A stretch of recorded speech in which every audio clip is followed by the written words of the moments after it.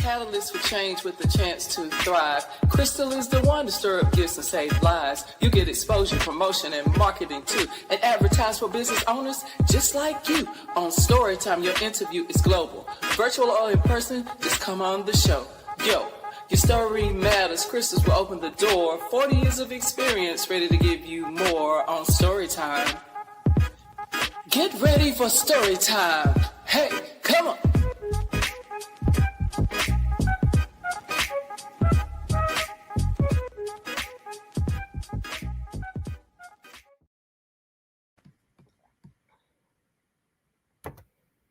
Good evening.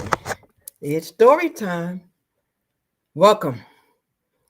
We are here yet again for another episode of Story Time. Thank you so much. Today is March 23rd, and we are so excited to be here with you today because we have another great legend. We have another great legend for you today, and this one is another Falcon. So we are glad to say that we are taking time to acknowledge individuals who have done some great things in their life, and we are always happy to do it for the Falcons. All right. So we want to go over a couple of house rules before we get started. I want you to take a minute to let people know that we are here. And I just want to let you know it's story time. Story time is where human beings connect through life experiences. All right. And we make sure that we are taking time out to hear some great stories. All right. Some great stories.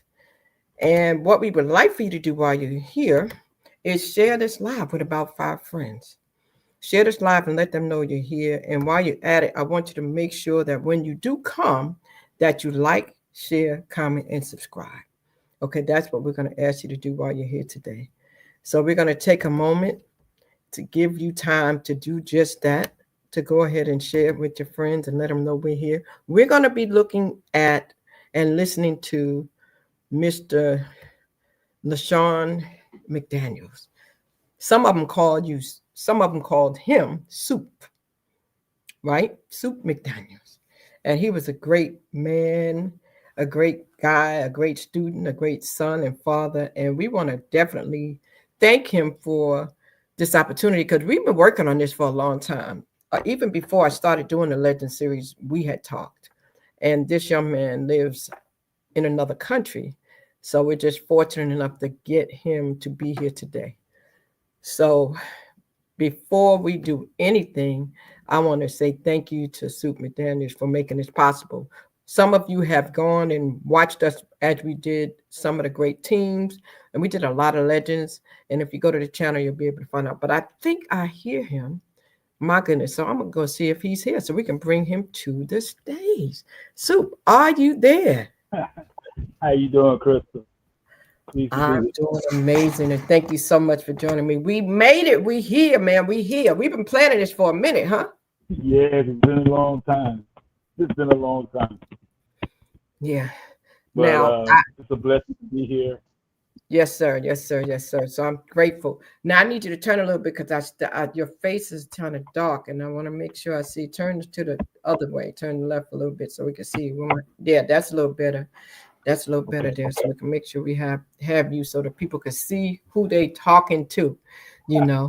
So man, but I always tell people when we start this journey, I always like to take it back to the beginning. I always like to take it back to the childhood days and have people to really go back and tell us who is that person. So my question to you is going to be, before we even get started, is who was LaShun, the little boy? Can you tell us a little bit about your background, where you're from, where you grew up, and who was LaShun, that little boy?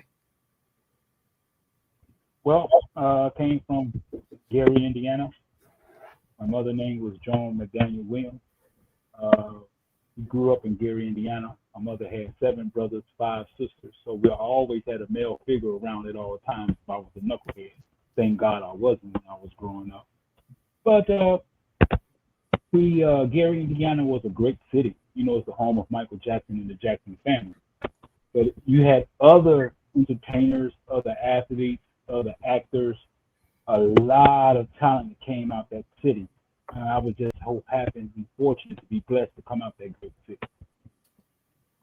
Wow. And when you were a little boy, did you dream of playing basketball? No, no, no. I wanted to swim because one of my uncles, was one of the few black men in the state of Indiana to swim for Indiana University. And during that time in the late 60s, early 70s, it was still kind of hectic. So I kind of like patterned my life after that. But then I found the love for basketball when I was 5 and 6, and it just took off from there. Okay, so I see some people coming in the building. I see someone named Charles Peters. He said, "Hey, Krista, so glad you have one of the good ones on today. My main guy, Supe, Mr. Charles Peters." Well, thank you so much, Charles. That we're glad that you think so, and let some other people know you are here. And yeah, we're going to hear his story for sure, and get to the history of it and find out how it all started. Definitely. So, who was your idol when you began to start to think about playing basketball, and when did you discover that you had the talent? Well, my uncle, like I said, my mother had 7 brothers, and we was all together there before we started to disperse and go into other cities. And when I was coming up, one of my idols was my uncle. He played high school basketball, played college basketball, and then I started to look at Isaiah Thomas from University of Indiana.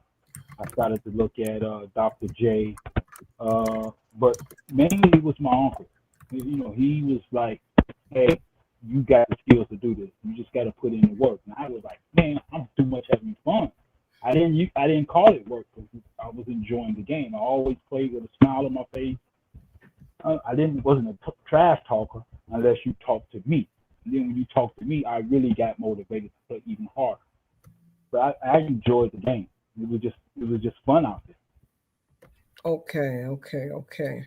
I see another young man here. That's amazing. That's amazing. Welcome, Bruce. We thank you so much. Bruce is in the building. He says, "Soup, be loose from Pittsburgh. Good to see you. It's been a long time. It's been a long time." So Wow. that's good. Yes, That's good. yes, That's the beautiful thing that I love about this is when the people start to come out, and some of them happen to come out while you're on their live, and some of them come out later. So that's the yes, joy I get to see is when you see the yes. surprise of when your friends and colleagues and family come out. So that's a beautiful thing. Now, I want you to make sure you take a look at the chat because I'll put a message in the chat to you, and then when I play, if I'm communicating with you, I'll have it over there. So I want you to take a look at that when I put on the slideshow. And basketball. Tell me how you discovered your talent because you're pretty good. I seen you jumping high. I seen you got a leap on you. I mean, I know you had to go through training and stuff because I seen you. I'm gonna show that picture. Let me see if I can find it before we even go into something. I seen things like this right here. Like when I saw this, I went, wow. So tell me, when did you discover that you had the ability to get up so high? At what age was that? Well, I credit another St. Paul legend. His name is Coach James Piggy, who coached track and field at my high school.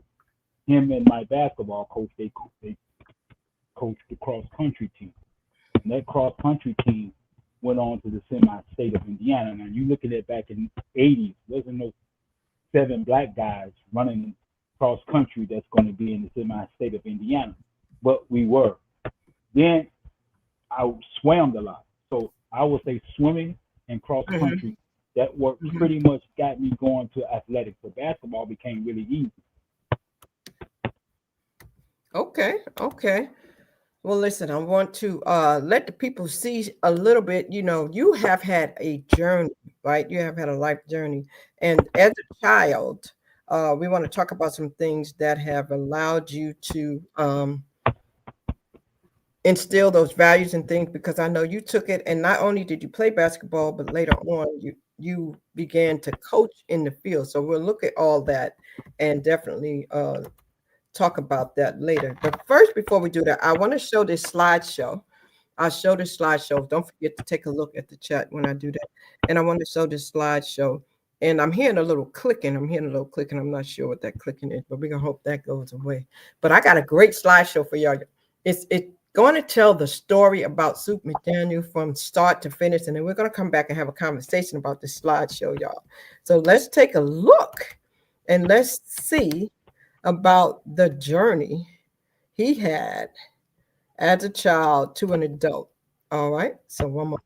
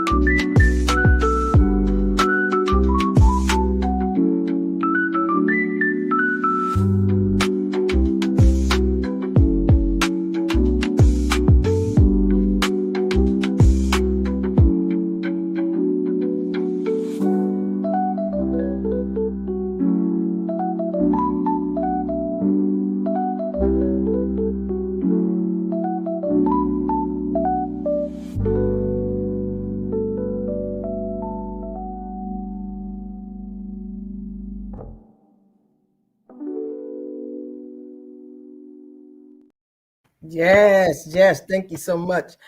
How'd you like that? Oh, beautiful. Thank you, Chris. Much appreciated. I'm very humble. Now I see the family picture. Talk to me about the family picture. When you were young, did you know you're gonna have a beautiful family like that? Talk to us about your wife and your children. Well, my wife is from Sicily, in Italy. We met in Indonesia. I was playing there. She was vacationing. And we've been together for almost 30 years now. We have 4 beautiful sons. But the amazing thing is, when you call our home, you're either going to hear Sicilian, Italian, French, or English. Now, my wife, she will not speak English unless she's mad at the boys. I would speak French or Italian if I'm mad at her. So that's the thing. So it's been a it's been a crazy journey, but I'm appreciative. I'm thankful to God for allowing me to have such a beautiful wife and a beautiful family. Wow, that's amazing. And all boys? Oh boy, How'd you do that? You trying to start your own basketball team, man? I was trying. No, one of them is my youngest one is he's more now than I was at his age now than I was. That's my youngest one. Our oldest one, he plays tennis. My second son, he loves soccer, and our third son wants to be an accountant. So each one has his own lane, and I just be there for support me in the way. So I don't know what that is. I might need you to get Brian for a minute because I'm hearing something popping. I don't know what that is. It's a noise. And I want to let you know your good buddy, Mr. Rick High, is here. He said Coach Picky was the connection to St. R from Gary, Indiana. So hello, Rick. Thank you for joining us. That's good to know. When you're speaking, something is clicking. Something is clicking. My chair. Oh, is that what you're? Well, then you're gonna have to sit still, man. You're gonna have to sit still. We can't. I'm trying to. I know. Why you get a chair? Well, I'm gonna get you. But okay. So the wife and children. Now, how many of your sons play basketball?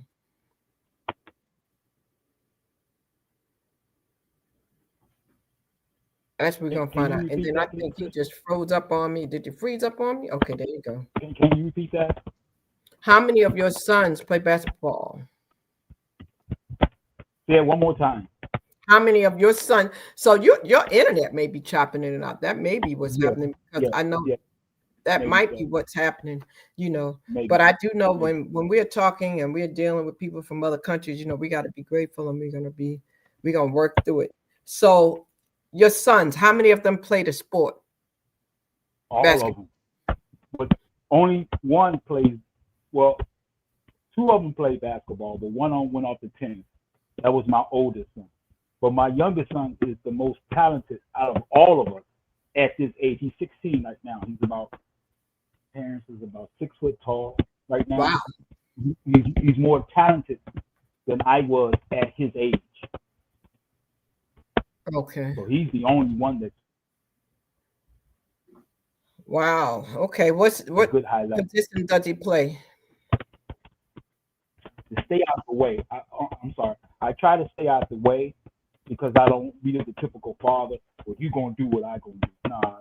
I try to tell my wife, let him enjoy himself, let him have fun. When he comes to Papa and says, I want to do this, that's when we go into the lab.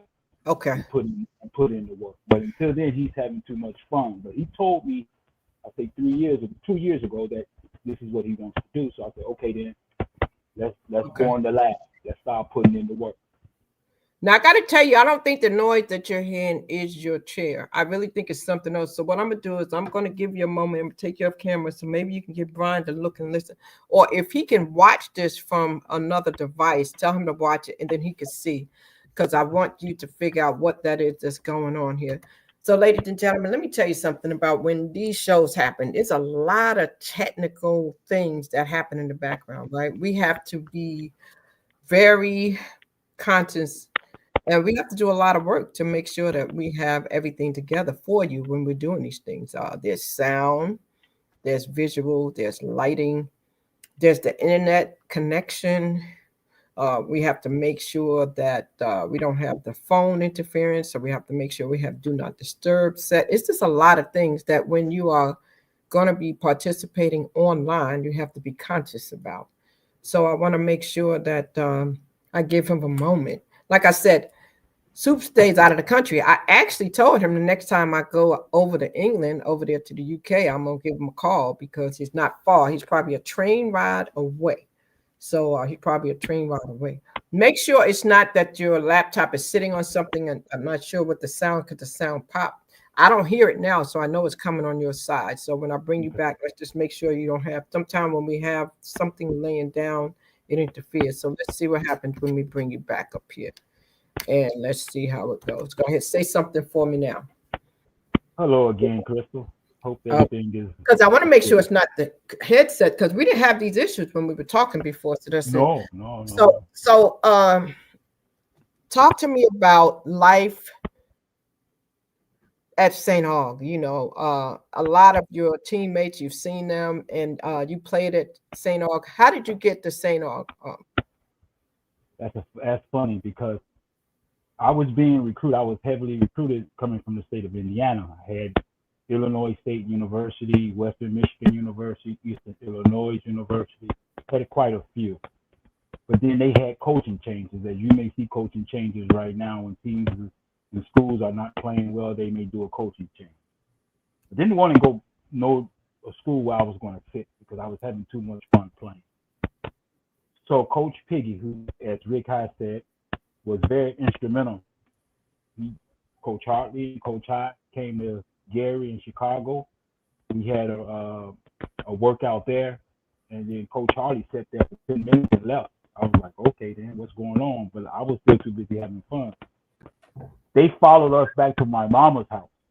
Wow. And Coach Hartley said, he go to basketball. What you going to do for me for the next 4 years? I was like, what you trying to say? He said, you coming to Raleigh.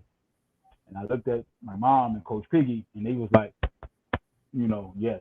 And the rest is history. Now, the funny thing is, when I got there, because my first name is LaShun. If you think normally, you may think of a female. But when I got to St. Aug, They had me in Gould Hall, and Gould Hall was a female dormitory. I didn't know there. I'm just in my dormitory room, and I'm seeing all these females. I'm saying, oh, it's gonna be a beautiful college career for me here. Coach High came to the dormitory and said, hey, what you doing here? I said, this is where you guys got me at.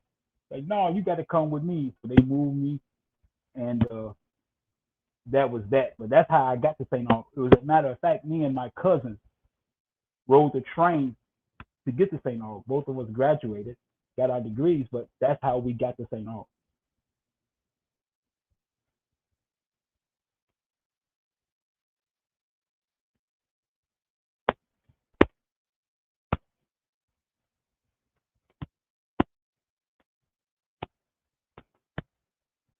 Can't hear you, Crystal.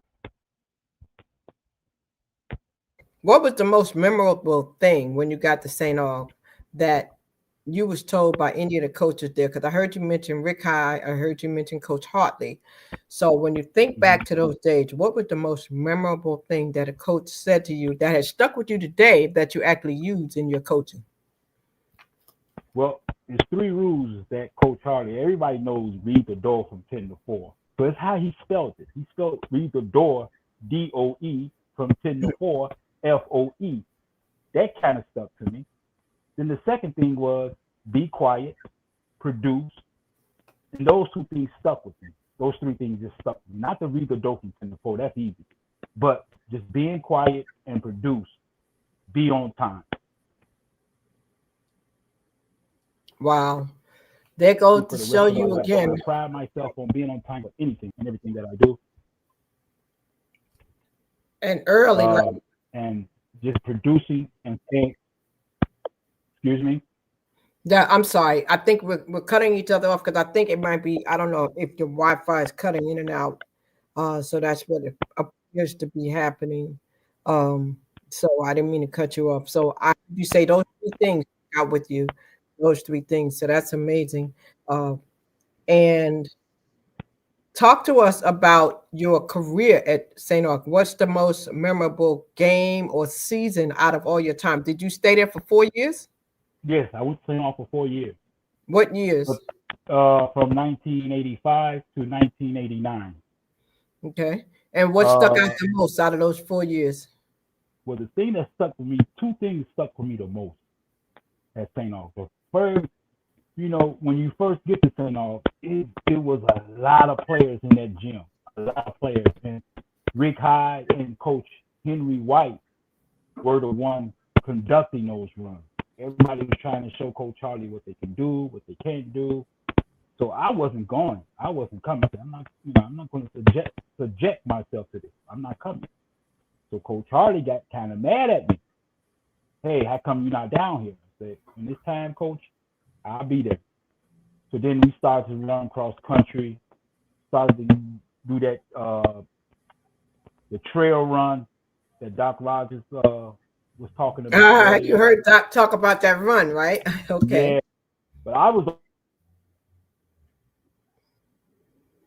And once again, we apologize, y'all. We apologize. Really one of the most important things was when I did eventually went in there to run, playing against guys from North Carolina State was easy. Playing against guys from North Carolina was easy.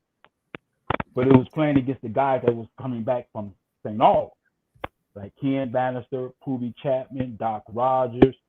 I can go on and on. And I remember one play I tried to dunk on Foots Bannister. He loosened my tooth.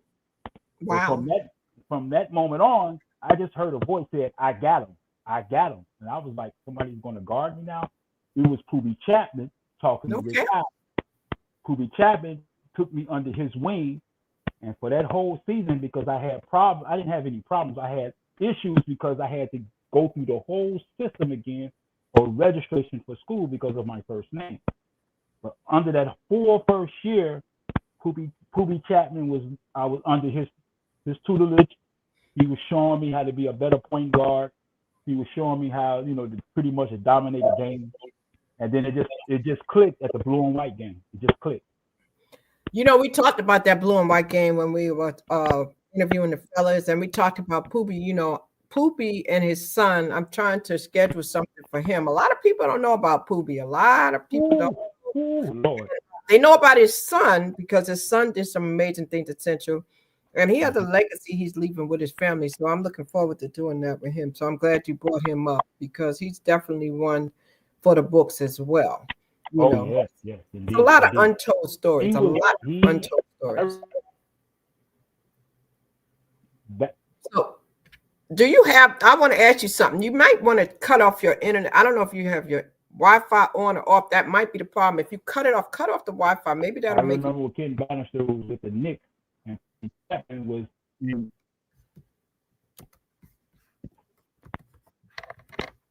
Hey, Sue. I'm afraid to cut off his Wi-Fi. Yes. I didn't hear anything you said. I might need you to cut. I'm on your device. Cut the Wi-Fi. You got the Wi-Fi on or off? On, I believe. It comes in and out. Yeah. But yeah. I think we'll be okay. Well, it's popping. What's going to happen is it's not going to be clear when you do the playback. I really hate that because I want it to be clear. Right. It's popping in and out, and it's obvious to us. You might not see it, but I'm seeing it on this side. But we're going to try to get through it. And so after St. Aug, and I saw that moment that you had. Let him go ahead and do what he did for the moment. I saw that moment that he had because he's done so many great things on his journey. He's played pro basketball. We're going to talk to him about when he went overseas. We're going to talk to him about his journey with the Hornets, with the Bullets, and all those different things. I saw you moving, so give me the hand when you're ready, and I'll bring you back. I just wanted to, I wanted to make sure you were good. So it's good for us to get this information and find out about people when they leave, because we never really know. We never really know what happens with them when they leave, Raleigh, North Carolina, St. Augustine's University. So talk to us about after you left and how that journey went. Did you get, was it a year? And then did you get a phone call, or how did you end up playing professional basketball? Talk to us about how that went. Well, it started with after the NCAA tournament. My senior year we didn't go. We went to the semifinals of the CIAA, and then Coach Charlie called me in his office, and I was thinking that something, he wanted me to work out the young players that was coming up, or what he wanted me to do. He said, "Now it's time to go to work." Like, huh? Now it's time to go to work. And back in those days, we had no internet, no social media. So when a scout came to see you, he invested his time and that team's money to come and see you. And when the Washington Bullets came, they was like, "Hey, we thinking about drafting you." I was like, okay. I'm still thinking that, okay, I'm thinking about graduating because I don't want to make mama mad. So we started to get back into the lab. We started to do pro workouts, and the rest is history. I went up to Washington, was the last player cut in the veteran camp. Came back home. I said, if I get cut, this is not going to happen to me no more. The following year, I went to the Portland Trailblazers. That's when it took off. But I credit Coach Charlie. I credit Coach Rick High, because they kept the fire lit in me. Hey, you got to do this. You're the second guy from our university to get here. So that was motivation for me enough to keep going. And playing with guys like Clyde Drexler, Terry Porter. That year, that's when they lost to the Los Angeles Lakers, who played the Chicago Bulls in Michael Jordan's first championship. I was on that team. Amazing. So for anyone who has aspirations to go to the next level, what would be your advice to them about what they need to do now at the level that they're at, whether it's high school or college or even before that? What would you tell them? Keep your mouth shut, produce, like Coach Charlie taught us. Keep your mouth shut, produce, work hard. You keep working hard now. You're not nearly as working hard as you'll do when you get to that next level, because there's only 30 teams. It's only 390 jobs. Now you can do the math and you can think about all the millions of basketball players who's aspiring to go to that next level. What's going to set you apart from them? What's going to set you apart from one of those 30 teams saying, okay, then we're going to select you. You have to do something and you have to master that craft. That's what I'll tell them. Right. And is it going to be easy? Oh, no. It gets harder because you have to think about it. It's only 390 jobs. You have players coming every year. So you have to always work on your craft. And the most important thing is be ready when your number calls. My mother used to always tell me, stay ready so you don't have to get ready. I can remember, waking up every morning after I got cut from Washington. I was still doing my routine religiously, waking up at 6 in the morning, doing my 3-mile run, going to the gym, getting my 2 hours in, coming back, babysitting my brother's daughter, and going right back to the gym that afternoon. So it gets harder. Now, Supe, let me ask you something. How much more different is it playing overseas than it is playing in the U.S.? And we'll give them a minute to come back. Once again, we're grateful when we have individuals that come from out of the country. We have to be ready for the technical challenges. Sometimes they're on different time zones. It's a lot that comes with it. So we're just grateful to try to get it. We're trying to get as much as we can from him. And I think he might have froze. I may have to bring him back. Let me see if he froze and I have to kick him out and bring him back for real. And it's just a lot. It's a lot that happens, and we're grateful for him coming, and he'll be back. We just have to let him reset. Maybe that will get rid of some of the sound, that will get rid of some of the things that we hear interfering. But one thing about it is it's always going to be something. And I see that comment that you put, Rick. I'll definitely put that up when I bring him back. But for right now, I'm just trying to give him time to reset and get himself together. And get himself together, because the internet can be challenged. The internet can be a challenge for sure, and it can be a challenge. I see you there. Yeah. Yes. Can you hear me? Okay.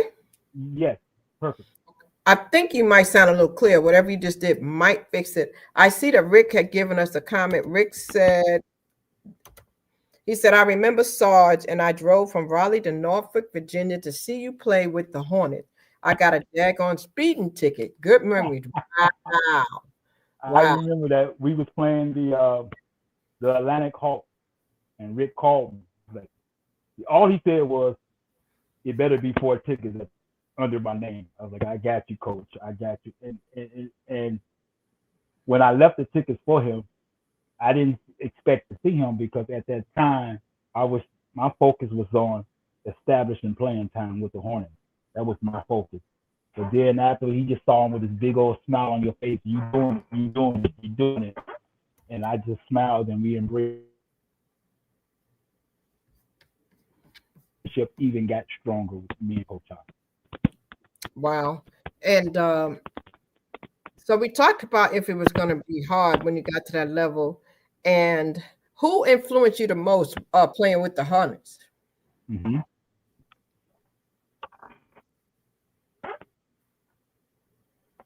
Did you hear the question?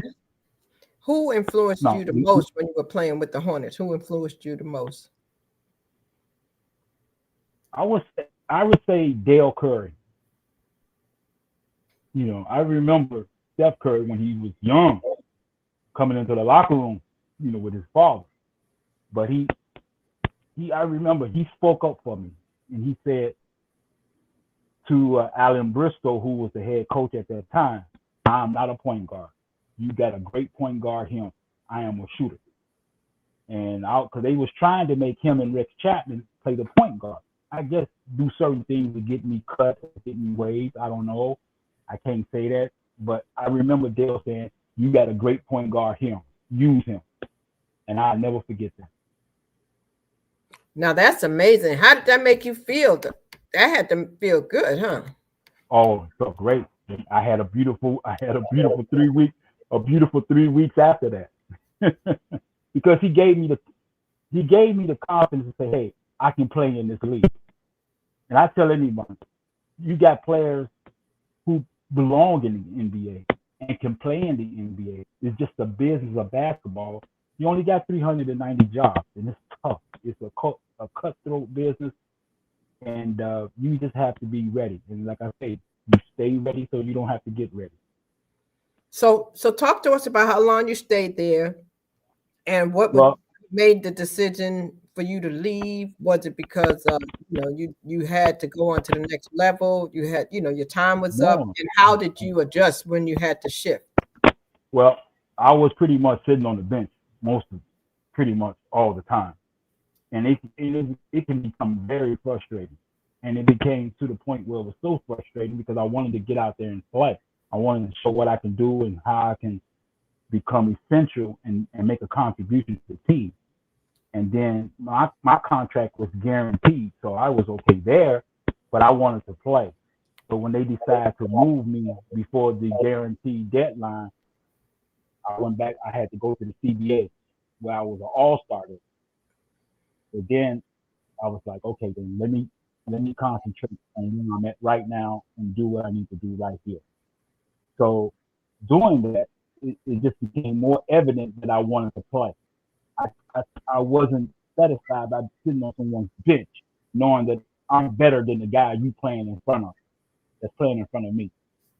And whether it was politics or whether it was an agent, and he may have a superstar player and then have a second player on that team, I had to deal with that. And I just said enough is enough. After my night after Charlotte, I said enough is enough, and that's when overseas called and said, hey, you can play as much as you want here. I was like, okay, then let's do it. And I did it. Okay, good. And so what was the next phase after that? Well, it started in 92, not before Charlotte. I went to Venezuela first. Met up again with Ken Bannister. We played against each other in Venezuela. It was my first taste of playing international ball. And I thought, well, okay, then it's not really overseas because I'm from America. I'm still in America. So my first taste came when I went to Indonesia, where I met my wife at. We won the championship there, and being able to see a different land, from that day, I can remember vividly. I called my mother. We was coming home. I was coming home from Indonesia. I met her at the airport. I gave her one bag. She gave me another bag of winter clothes, and I went to Poland, and we won the championship in Poland. That's when I knew. I said, okay, I can do this. I can really do this for quite a while. And then from Poland, we won the championship there, and then went to Italy, won the championship there, and then Italy. I just fell in love with it. Wow. Wow, that's amazing. So from there, what made you decide to start coaching, and how did the coaching opportunity come about? Well, in my I played in Belgium. I stopped playing when I was 45, because I would play and then I started to coach in Belgium and the team wasn't doing so well. So they say, hey, we need you to play. So I was being a player and a coach, but I was loving coaching more. It's not until I broke my Achilles when I was 45, I said, hey, this is it. Told my wife, this is it. I'm not playing anymore. I'm concentrating on coaching.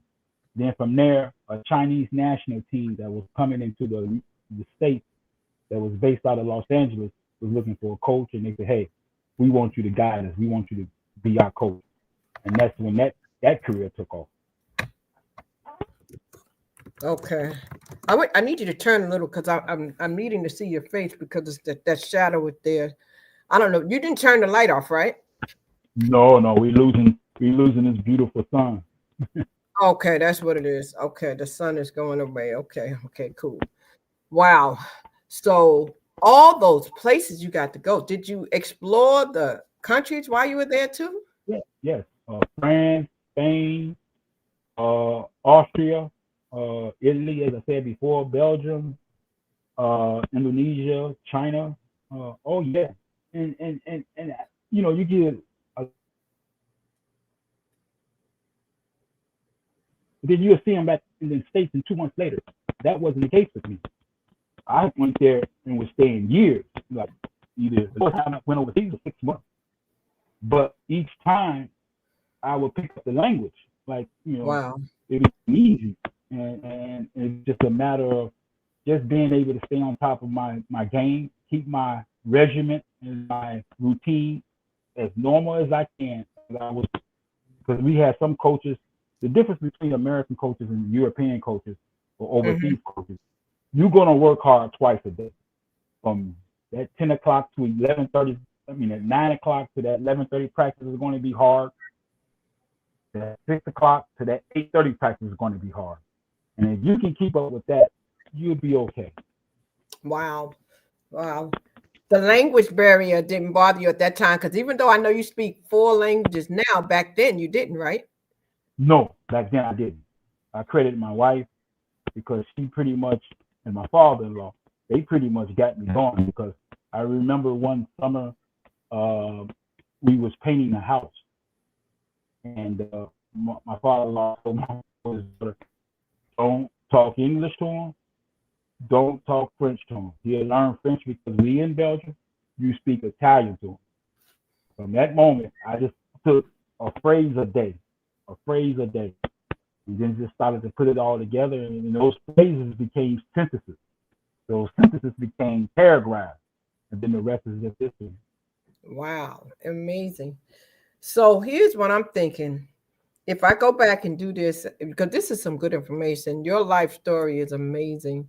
And if for some reason this does not come out clear, we're going to do a pre-recording, even if it's you and me, and then I can air that on top of this, because I definitely don't want to have a bad copy out there, because the people need to hear your story. You have been some places, you have done some things, you have reached some heights that many people in the basketball industry want to achieve. And out of all of the places that you have played, all the teams, uh, the Bullets, the Hornets, all the different countries, which is the most memorable for you? Canada system. That's easy. And the reason why I say that, we won a championship there, and then right after winning the championship, the next day, my second son was born. But to speak upon it on a basketball level, if you go into Duke University, they call them the Cameron Crazy. They have nothing. I mean, absolutely nothing on these people in the Canada system. Nothing. I mean, it's oh Lord, I have seen some things come from that supportive system, and they start from the before you go into the game, you can expect, okay, then when I drive to the game, there's going to be some people outside. That stuff starts in the morning. They go to their church.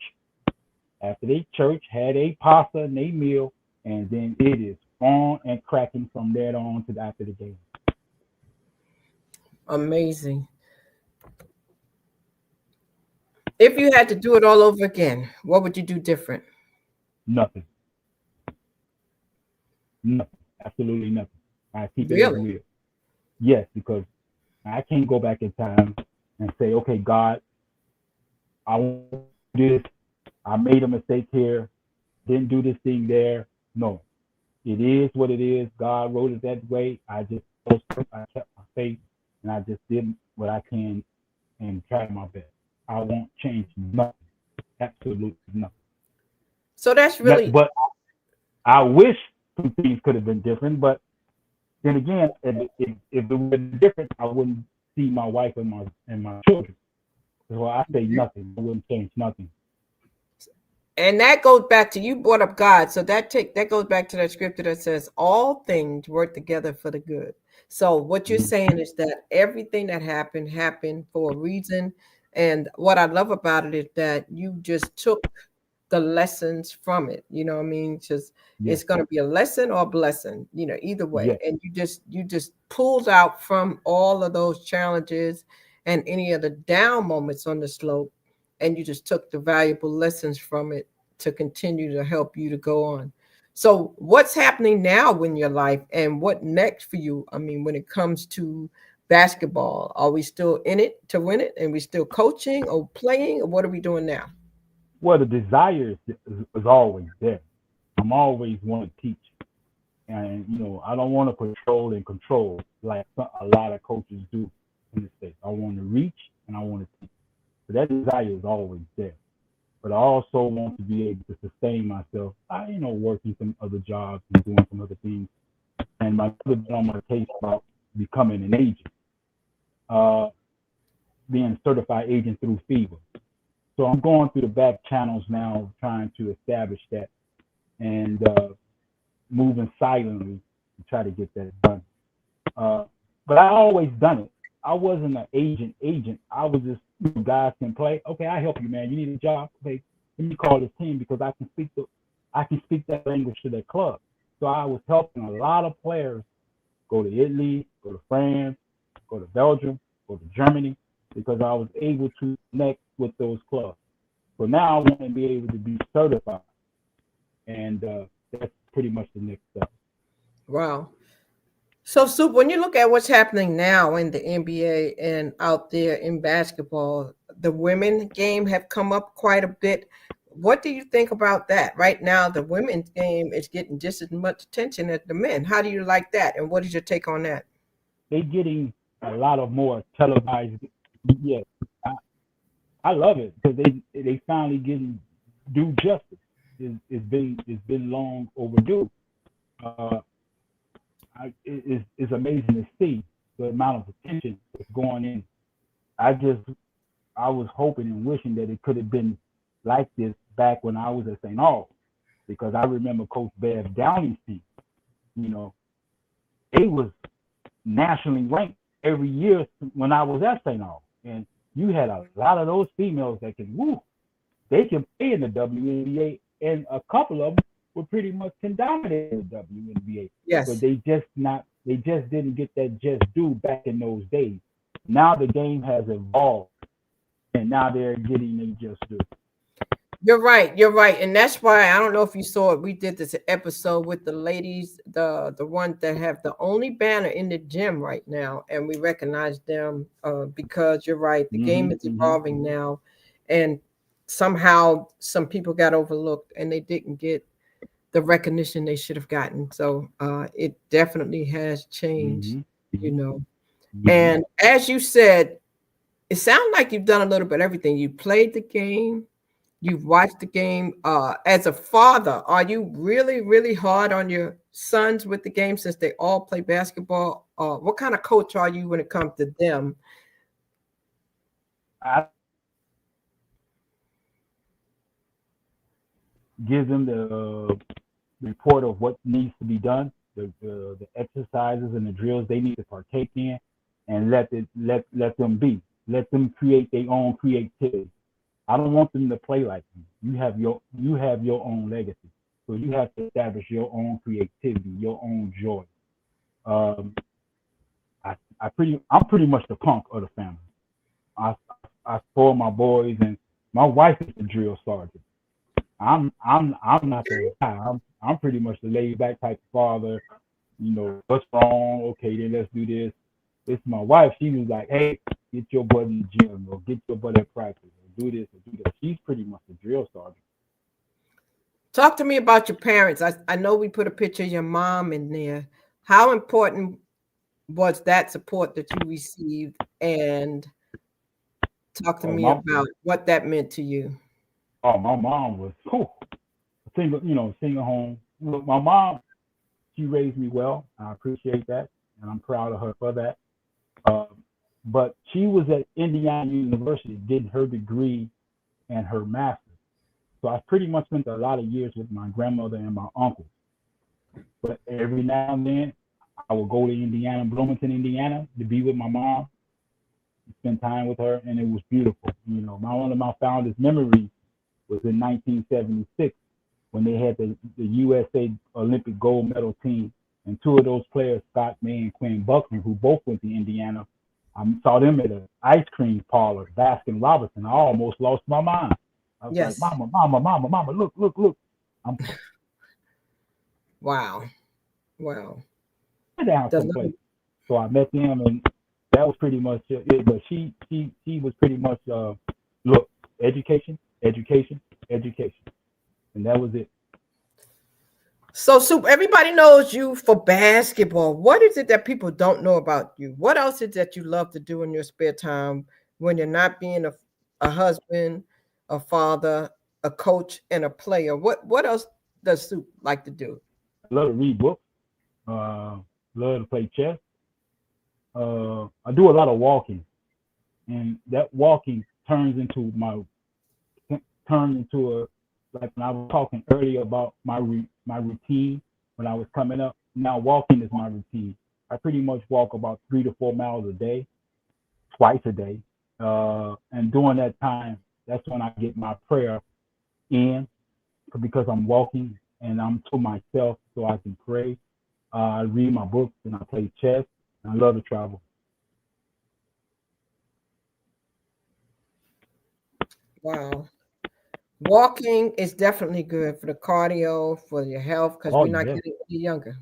yeah, You broke yeah. up. You broke up a little bit, so I started talking because I couldn't hear you. But walking is definitely good, and spending time with God is even better. Like getting that alone time, Yeah. one-on-one time, and Yeah. definitely connecting with Him is definitely a good thing. Because a And lot of people, oh, excuse me, a lot of people will go into church, be around a lot of people, and which is good. I mean, I'm not knocking that, but I pretty much do my reading, read my scriptures, and I will walk by myself those distances, like those 3 miles I spoke of, and I just talk to God. Whatever was on my mind. I look up, I didn't walk 2 to 3 hours. Oh, it's time for me to go back home. I've been out here too long, so. yeah. And you know what, Supe? Out of all the Falcons, I think you might be the only one that I have not taken a picture with. Every time you've come, I've never been around you to get a picture. I thought about that as I was doing the slideshow. I said, wow, this is one that I have not been around, but and that's amazing because that doesn't happen too often. So the next time you come back to North Carolina, we have to do that. Are you coming back to North Carolina anytime soon? Well, I hope they don't steal the homecoming from the alumni, so we can come back. Maybe in the future, if I come back for a homecoming, we can have that opportunity to make that happen. Because I remember one time at homecoming, you was doing so much movement. I mean, I was looking at you, you was doing a lot of movement. I'm like, why she's moving like this? Oh, you probably what you probably didn't know was I was selling those tickets. Okay. The ticket to the I was party. thinking you was just moving and taking pictures with everybody. I had and I was like, yeah. why she's doing this? But then I kind of knew. I was like, okay, then. Okay. Yeah. So after the if this was like on the Saturday at the tailgate, you're talking about? No, this was Friday night when Reggie Mack does this. Reggie Mack. Well, it's the same thing. Friday, Saturday, all of that. A lot of times, I was one of the ticket sellers. Yeah. And I probably sold during the homecoming. I think I usually got rid of about a couple thousand tickets. So you probably seen me moving around because I was moving. Oh, yes, I did.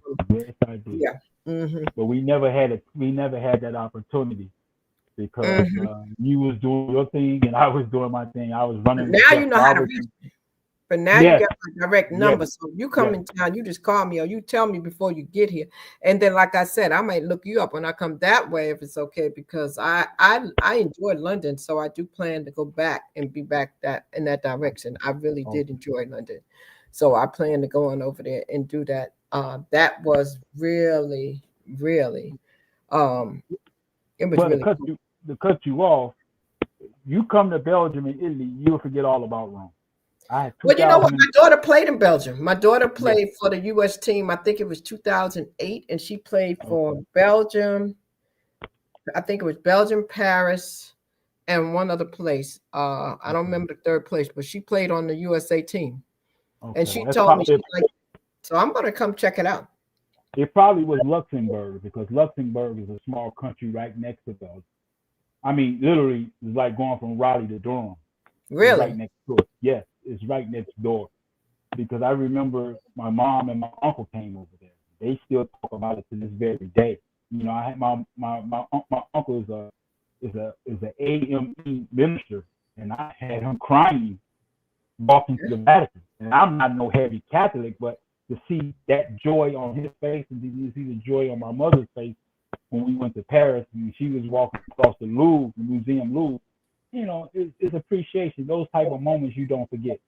Yeah, man. All of those countries are so nice. I enjoy traveling and checking out the different cultures and seeing how different people live. It's really nice. Mm-hmm. And Mm-hmm. so I look forward to it. I definitely look forward. Belgium is on my list. I have a little checklist, and I have a little place where I check off everywhere I've been. So that's definitely it. And it helps when you know somebody there too. So that's definitely. Oh yeah, most definitely. If you have any place that you want to go that you haven't been? I want to see the Great Wall of China. I definitely want to see that. I wanted to go to the Red Square in Moscow, but they've been acting crazy, you know, over these past, 2 decades, and I'm afraid to go over there after what happened to Brittany Griner. So I definitely don't want to go there. But that was one of the places where I wanted to see, just to be able to see certain things that's in our world history. And, Yes. And the Great Wall of China is one of them. Yes. I truly want something I want to see. And that's then I would love to want to go see the Great Pyramids in Cairo, Egypt. Those two. Well, that's the beauty of being able to do what you did and travel around the country and play, is to be able to go see those different places that some people never get that opportunity. So I'm grateful, and I'm so grateful that we had the opportunity to do this. And like I said, if I go back and listen to this, we're gonna fix this up. And even if we have to do something one-on-one to get this like it needs to be, because your story needs to be out there. And I'm glad we're having this conversation, but I know it's breaking in and out, and I'm not gonna settle for that. But I'm glad we went through it so that those can hear what they can hear. And is there anything that I have not asked you that you would like to share in regards to your family, your career, your journey from childhood to now? I'm just grateful and humble. I appreciate people like yourself that's on this platform, that's doing things so these stories can be told. But I'm an open book. I still think that my journey has more to do in my journey. I'm very grateful to God. I'm very humble for my family, and Beautiful family. Yeah, I still think I have a lot more in the tank to give. I have a lot more in the tank to coach. I have a lot more in the tank to do with my life. Just being thankful and grateful every day. And if you can do those two things, you have a legacy. You have a long life. You said the word, man. That's what it's all about. It's definitely always about legacy. Always about legacy, for sure. And that's what people have to understand. And I'm sure, do you think some of your young men are going to follow your footsteps and going to play pool ball and do all that? Say it again? Do you think that any of your sons are going to follow your footsteps? I don't know. They have the language skill. They definitely do that. They have the desire. They have the willingness to travel like their mother and their father. Just crossing my fingers. I know that's right, because that also needs room for opportunity for scholarships and all those things like that. So I'm hoping and wishing for the best for you too. Well, Supe, what I'm going to do is I'm going to let you get on out of here, because I know we've had a long day, and I appreciate you having this conversation with me. And I'm very proud of you. I'm very proud of everything that you've accomplished. And I can't wait to see what God does with you next and where he takes you next, and to hear about it. Keep us posted, because it's very inspiring. It's very inspiring to know that it can be done. A lot of times people don't know that things can be done unless someone they know does it. You know what I mean? So you are definitely making people get more optimistic and inspired, Especially coming from an HBCU, because these type of things you don't hear about. I mean, that's why I applaud your platform. You giving the opportunity for people to hear about it. Well, I thank you so much. I tried to get the word out and let people hear some things, and it's getting out there. It's getting out there. The people do, they do hear it. They day do by hear it. day. The smaller the smaller channels don't Yeah. move at the same pace as the bigger channels, but it does get out there. And it's also a means to an end because it gives you a way to get it out there, because you have the ability to share the information, to share the links. And that's why I Mhm. said one of the things we will do is I will be sure to go back and look. If I don't like what I see, I'll contact you and you now there's something nonstop. Yeah. Yeah. You Yeah. don't hear that? Yeah. Yeah. Oh no, I don't hear anything. Yeah, I yeah, hear yeah. you. I So hear you well. we have to find out what that is and where that's coming from. But one of the things we're going to do is you and I will get together. I do recordings where I can do a recording with an individual, which not live, and then I can air it later. If I don't like what I heard today, we will arrange that at a time when you're in a place where we know we're going to have a good lighting and good audio and good everything, and we'll do it. And then we will replace this with that so that we can make sure. Because I want to make sure, because you're Googleable now. People can find you online now. They can see everything you're doing now. And I certainly want it to be a good quality when I add this out there. You understand what I'm saying? Because Got we're not, you're going up, you're not going down. So we're going to make sure we have that and make that like that. So let me ask you this: any closing comments? Well, I was just hoping that we could have talked a little bit about our alma mater, but time would give us the opportunity to do that. I love my alma mater. I truly do. Um, I'm thankful for my alma mater for allowing me the opportunity to grow, to attend that prestigious institution. I learned so much. Oh, Crystal, I learned so much being there. And I would just hope that, and I pray that um, everything can turn around. I know we're going through some tough times, but it's not the tough times that you will find yourself. I mean, it's not the good times that you will find yourself. It is the tough times that you will find and define yourself. And I just hope that our university can come out of this and it can get back to what it was, because it was a beautiful place when I was there. I mean, every sports team ate. That was important. That's why I love Coach Charlie, Coach High, Henry White, Coach Pup Williams to this very day. Everybody ate. And even the struggles of St. Augustine, you go to LeCount's restaurant, you go to Hardy if you was hungry in the middle of the night, but everybody ate, and if you didn't have it, you had that person sharing. So I'm hoping and praying that we can come out of these tough times. Yeah, I agree. I agree. I definitely do agree. It's a lot being here in Raleigh where it's at. So for everybody that's not here, you can only imagine. And Mm-hmm. I'm optimistic. I'm optimistic, and I'm believing that I still believe because I'm a believer. So when you're a believer, anything is possible for them that believe, right? So that's But what we got to do I is believe. always tell people the day St. Aug died or became in this bad state is when they stopped doing what Brazil Robinson informed everybody. If you went to St. Aug and graduated, you had a job there.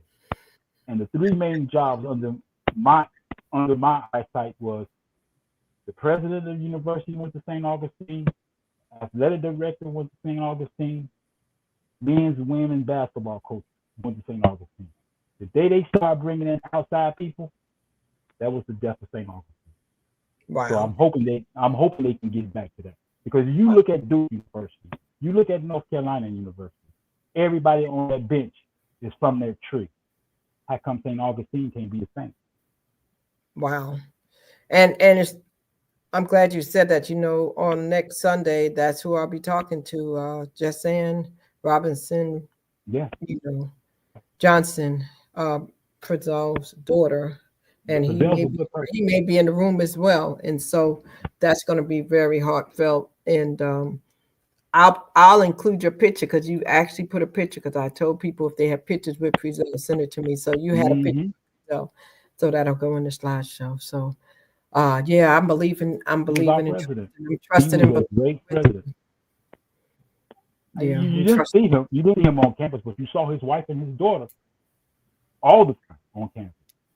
So my prayers is with the family, and as I said, if you went to St. Aug, and I don't understand this Falcon Nation, I don't. That's not good. It was called the Aug. If you went to the Aug and you graduated and you had a talent or you had some experience, Dr. Frizzell or Robertson gave you an opportunity to have a job there. Period. Yeah, definitely.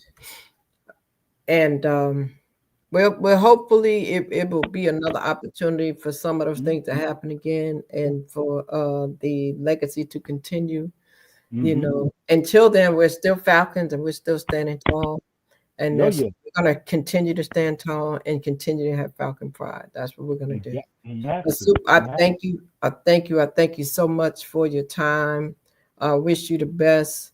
I want to thank everybody who came through and that's going to come through again for the replay.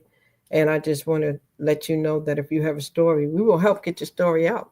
So let us know. Send us a DM, send us a comment wherever you see or hear this, and let us know that I have a story. And that's what it's all about. We'll connect with you. And we're here on Wednesdays and we're here on Sundays at 8 p.m. Those are the days and the times that we come here and we share stories of some great people that you may or may not have heard of. That's the whole idea of it. So if you haven't been on our channel, please go and subscribe to the channel. And when you subscribe, go to the Legends playlist or either the Storytime Season 2 or Season 3, 1, 2, or 3. And check out some of the stories. We have the Rick High story. We have George Williams. Oh, you'll find so many. Gary Taylor's, Supe McDaniel. You're going to find so many there. And Anthony Bogan, the ladies, team, a couple of the teams, the guys, the Division 2 champs, the national runner-ups for the region. So please go check it out. We are here to help you get the word out. I see a comment. Let me acknowledge the comment. I want to thank y'all who stuck it out with us. Tina Royer, wow. Hey, Tina. Wow, that was one of my work study students. Amazing. Thank you so much, Charles, Rick, and Tina for coming through. And again, we just appreciate you for everything. And we thank you for coming through. We will make this available for the replay. And once again, if it's not audible, we will bring it back for you again, because Mr. Supe McDaniel is one of the legends. And we're going to make sure this legend story get told like it needs to be told. You can believe that. So we're not going to stop that. So Supe, thank you. God bless you. Many blessings to you and your family. And we will definitely be in contact. We'll send this to you and you and I get together and we'll go from there and rearrange the next recording if that's what we need to do. And until then, everybody, you have been listening to Storytime. Thank you for watching. See you on the next Storytime, which will be Wednesday at 8 p.m. All right. Thank you. Stick around. Stay to the end, because if I have to do some editing, I need it. So stay to the very, very end so that I'll be able to edit. Okay. Thank you, guys. See you on the next story. A catalyst for change with the chance to thrive. Crystal is the one to stir up gifts and save lives. You get exposure, promotion, and marketing too. And advertise for business owners just like you. On Storytime, your interview is global. Virtual or in person, just come on the show. Yo, your story matters. Crystals will open the door. 40 years of experience, ready to give you more on Storytime. Get ready for Storytime. Hey, come on.